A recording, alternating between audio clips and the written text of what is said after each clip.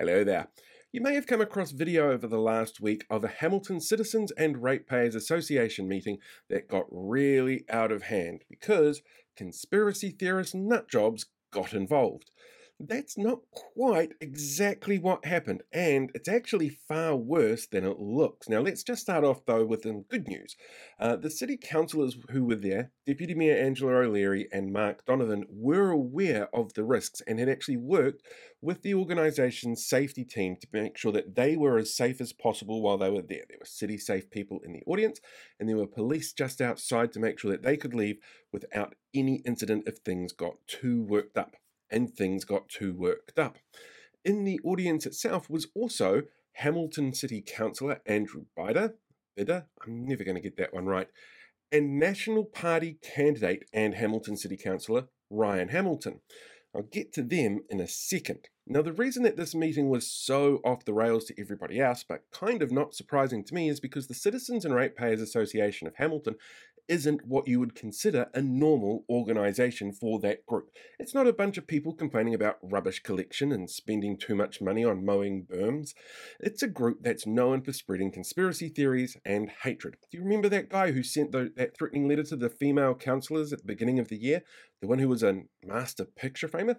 He used to be president of that group.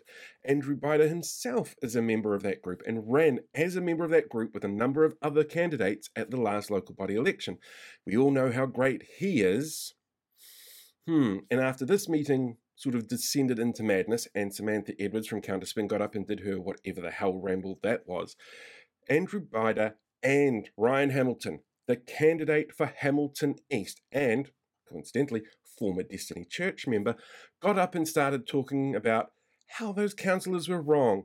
Bidder started talking about Oxford as some sort of example as to how dangerous a 15-minute city can be, and Hamilton was sitting there telling people that they need to get more involved, they need to get out there and start making sure their voices are heard. Their voices are cracked, like them, because they're out there to spread misinformation and disinformation, and Hamilton knows this.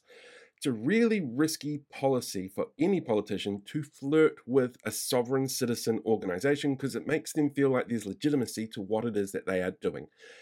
And there is not. And it's gotten to the point now in Hamilton where it's so risky that the top floor of the city council building, which is the executive branch of the building, actually has security procedures and security features being built in to stop people from sneaking up to try and arrest the council, which has happened on more than one occasion now.